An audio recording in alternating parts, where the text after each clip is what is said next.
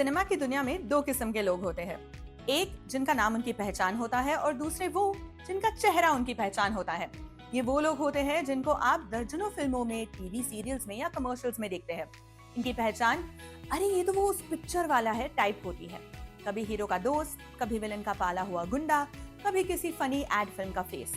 Junior artist के ऊपर और कैरेक्टर आर्टिस्ट के नीचे की जो खेप होती है, ये वो वाले एक्टर्स होते हैं। आज आपको कुछ ऐसे ही एक्टर्स के बारे में बताते हैं जिनको आपने देखा तो बहुत बार होगा, लेकिन कभी इनके बारे में जानना जरूरी नहीं समझा होगा। बहुतों का नाम भी नहीं जानते होंगे। इस एपिसोड के बाद अगली बार जब आप इन्हें स्क्रीन पर देखें तो उस फिल्म वाला एक्टर कहने की जगह शायद आपको उनका नाम याद आ जाए।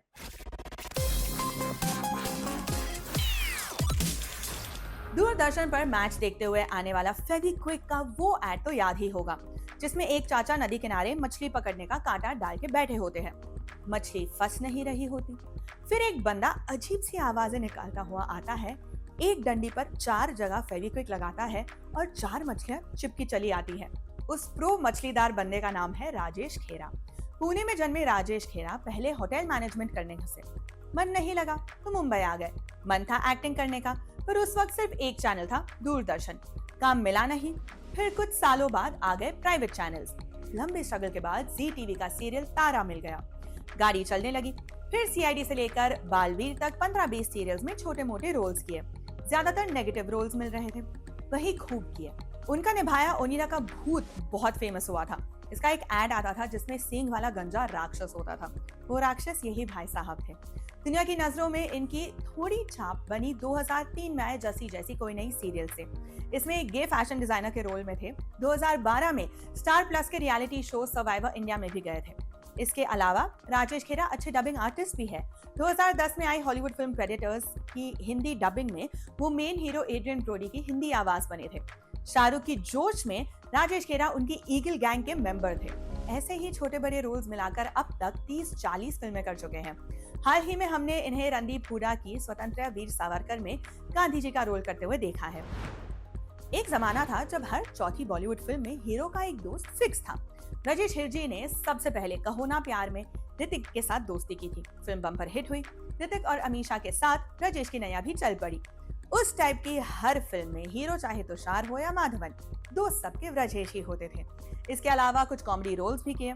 एक कैरेक्टर तो इनका ट्रेडमार्क बन गया है, वही गोलमाल सीरीज का सबसे खतरनाक इंसान, पेट पर नाक का टैटू वाला आदमी। इतिहास गवाह है कि उसे हर बार धोखे से हराया है अजय एंड कंपनी ने, वरना अकेला चारों पर भारी पड़ता था। मुंबई में जन्मे गुजराती राजेश के घर वाले चाहते थे वो एक ट्रैवल एजेंसी खोल ले, लेकिन उन्हें भी एक्टिंग वाले जुनून ने जकड़ रखा था।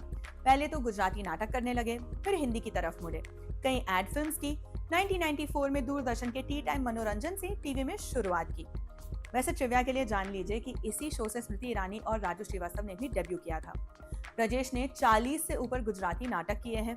श्री आदिमानव, क्या बात है जैसे तकरीबन 20 टीवी सीरियल्स किए हैं। दर्जनों फिल्में की है, रहना है तेरे दिल में, रेफ्यूजी, 1, 2, 3, गोलमाल सीरीज जैसी। इसके अलावा बिग बॉस के घर भी हो आए हैं सीजन 6 में। डबिंग आर्टिस्ट भी है। रोवन एटकिंसन यानी कि मिस्टर बीन की फिल्म जॉनी इंग्लिश की हिंदी आवाज बने हैं। Pirates of the Caribbean series में स्क्रम की हिंदी डबिंग की है।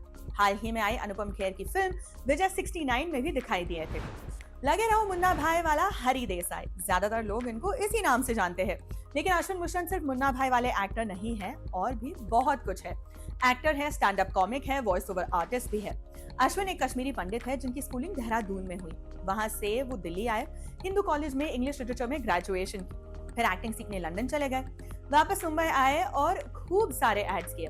ट्रैवलिंग बैग से लेकर टूथपेस्ट, तमाम किस्म के एड्स। 2004 में the great Indian comedy show से कॉमेडी की शुरुआत की। फिर फिल्मों में आ गए। लगे रहो मुन्ना भाई में संजय दत्त इन्हें बालकनी से लटकाकर विनम्रता से पार्टी में इनवाइट कर रहे थे। ये फिल्म इनकी पहचान बन गई। लोग सड़कों पर आकर दुष्ट बेटा बोलकर गरिया जाते थे। फिल्मों में अक्सर इनको टाइपकास्ट किया गया। ज्यादातर अमीर टाइप के अकड़ू आदमी के रोल मिलते थे। मधुर भंडारकर की फैशन में गे फैशन डिजाइनर का रोल किया था। Life in a metro, crazy 4, Delhi belly, Sanju, 1, 2, 3 जैसी 2 दर्जन से ऊपर फिल्में कर चुके हैं। इसके अलावा थिएटर में भी जुड़े रहते हैं। चाइनीज सिर्फ खाते नहीं हैं, बोल भी लेते हैं। कई हिंदी फिल्मों को चाइनीज यानी मैंड्रिन भाषा में भी डब किया है। Dragon, night at the museum, Jack and Jill जैसी कई बड़ी हॉलीवुड फिल्म्स के हिंदी डबिंग भी की है। सेक्रेड गेम सीजन 1 में सैफ अली खान के लिए इंग्लिश में डबिंग की थी। Amazon प्राइम पर इनका डेस्टिनेशन अननोन नाम से एक शो भी आता था, जिसमें वीर दास और सुरेश मेनन के साथ इंडिया के अलग अलग हिस्सों में जाकर ये तीनों स्टैंड अप कॉमेडी किया करते थे।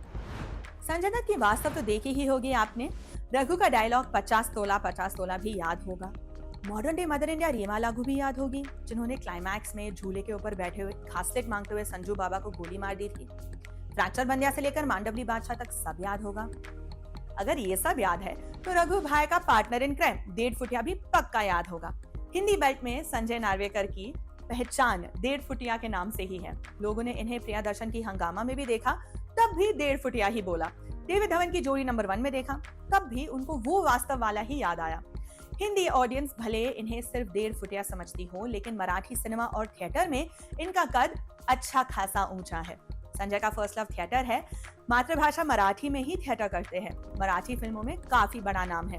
बोक्या सतबंदे नाम की फिल्म से उनके बेटे आर्यन का भी डेब्यू हुआ। सिद्धार्थ जाधव के साथ उन्होंने 2007 में जबरदस्त नाम की एक फिल्म की, खूब चली।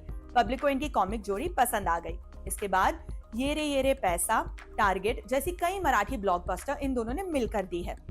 संजय अभी तक हथियार, दीवार, फिजा, इंडियन जैसी कई हिंदी फिल्में कर चुके हैं। आखिरी बार 2022 में आई राजकुमार राव की film hit the first case में नजर आए थे। सिंघम का हवलदार, गोलमाल वाला हवलदार, वो किरदार जो ऑल द बेस्ट में जॉनी लीवर के पीछे खड़ा रहता है और उनकी ग्लास चम्मच वाली लैंग्वेज डिकोड करता है। अगर इस एक्टर को आप कोई छोटा मोटा जूनियर आर्टिस्ट समझते हैं तो गलती कर रहे हैं। इनका नाम है विजय पटकर। हिंदी के साथ साथ मराठी थिएटर और सिनेमा में भरपूर काम किया है। सिर्फ एक्टर ही नहीं है, 6 मराठी और 1 हिंदी फिल्म डायरेक्ट भी कर चुके हैं। इनकी डायरेक्टेड हिंदी फिल्म रिवायत को 2010 में कई इंटरनेशनल अवार्ड्स भी मिल चुके हैं। रिवायत भ्रूण हत्या पर बनी थी। फिल्म इंडिया में 2012 में रिलीज हुई, लेकिन यहाँ क्रिटिक्स को उतनी जमी नहीं। खैर, विजय पटकर का जन्म गिरगांव, मुंबई में हुआ। वही स्कूल कॉलेज किया। कॉलेज में थिएटर करने लगे। डेब्यू अनिल कपूर की तेजाब से किया। अनिल के दोस्त का रोल था। विजय पटकर को जो काम मिलता रहा वो करते रहे।